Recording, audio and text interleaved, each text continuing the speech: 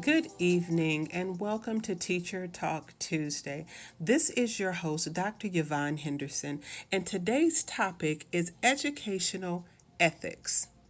When is it okay to tell a lie in the educational system? When is it okay to tell the truth? Should we tell a lie or should we tell the truth? I have found in my 20 years of teaching that districts would rather for you to tell a lie than to tell the truth to keep from having parents upset, to keep from having students upset, which creates even more issues for the teacher because you're trying as a teacher to keep all the ruffles from being feathered, and then you want to make sure that you're doing what you're supposed to do and keeping true with who you are. Now, personally, I have a problem with having to tell even a little white lie just to get around a situation in the educational system. We have people who lose their jobs over lying to get a job.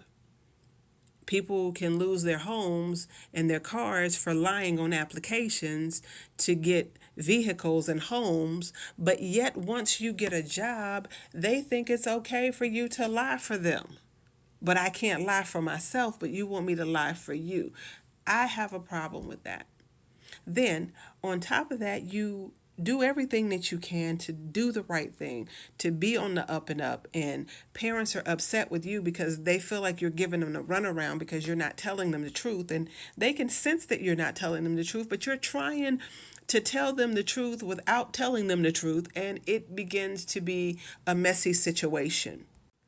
Then you have parents who will go over your head and go to your administrators and let them know how dissatisfied they are with your service and what it is that you're not doing for them. And you talk to your supervisors and you let them know what's going on, and they agree with you. And they say, well, yes, that's what we said for you to do, and keep doing it that way and don't worry about it. But then you call a meeting with the parent and the teacher, and then you throw the teacher under the bus.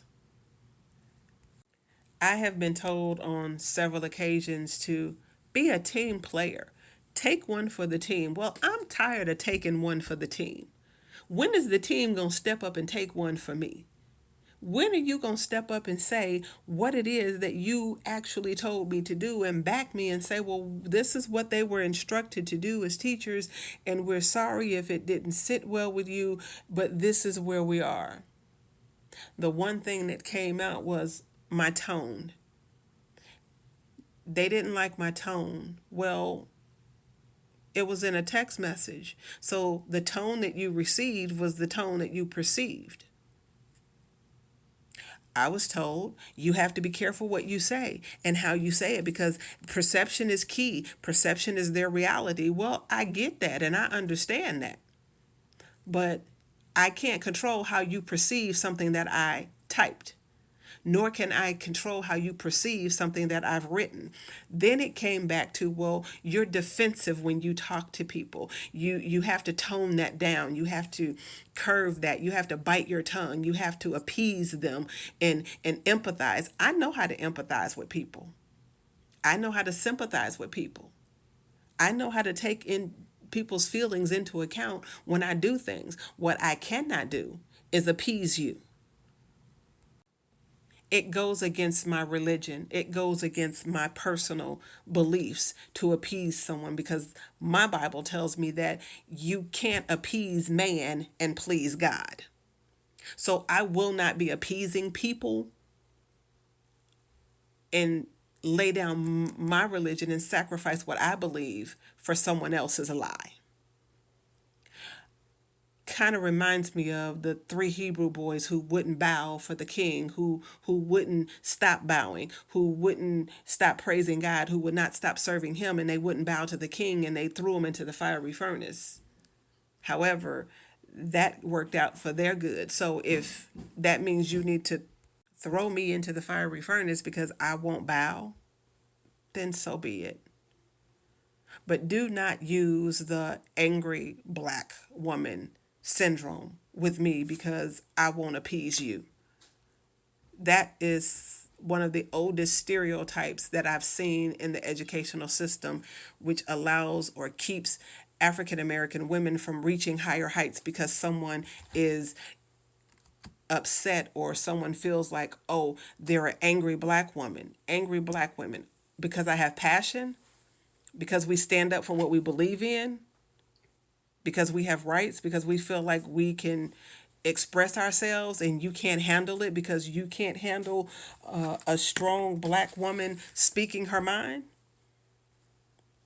It was said best by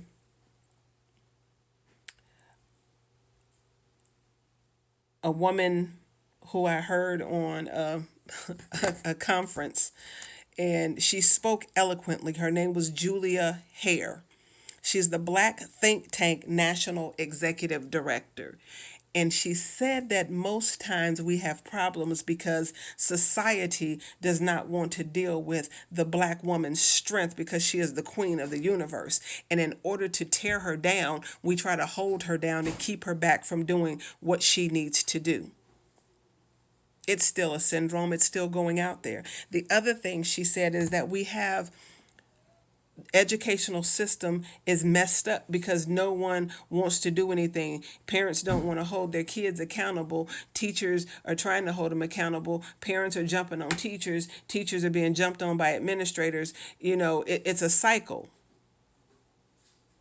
We have teachers who are scared of administrators, administrators who are scared of superintendents, superintendents who are scared of board members who are scared of parents, and parents who are scared of their own kids, and the kids not scared of anybody. So who's really running the school? So because of your lack of control and your lack of administrative expertise in dealing with parents, you throw your teacher under the bus. This is why we lose good teachers. This is why teachers have so many quick turnovers in schools and districts because they do not have the backup and the support that they need from their administrators. True, sometimes we can get things out of hand or out of frustration because we don't have the backup and we don't have the support that we need to back us. In these situations, that's the way it happens. I'm doing what you asked me to do. We're doing what you're asking us to do. The parents are coming at us because they don't like what we're telling them. Then they want to bring it to you. And instead of you backing up your teacher, you throw your teachers under the bus. Where are your ethics? What do you stand for? The saying says that if you won't stand for anything, you'll fall for everything. It's time for us to stand up. I will not be silenced. I will not be moved. I will stand on my ethics. I will continue to say what I need to say without offending anyone. Try not to lie. But I'm tired of districts not backing their teachers when it comes to parents that they're scared of and they don't want to deal with. It's time out for that. And we need to make some adjustments. This has been my soapbox. You have been listening to Teacher Talk Tuesday with your host, Dr. Yvonne Henderson. If you would like to join me or give me a comment, send me a message at teachertalktuesday@gmail.com. It's the number 2, UESDAY @gmail.com. Send me a comment or listen to me on iHeartRadio. Leave a comment there on Spotify or on Alexa, iTunes. You can find me in those platforms. Leave a comment. I look forward to hearing from you. And again, thank you for listening to Teacher Talk Tuesday.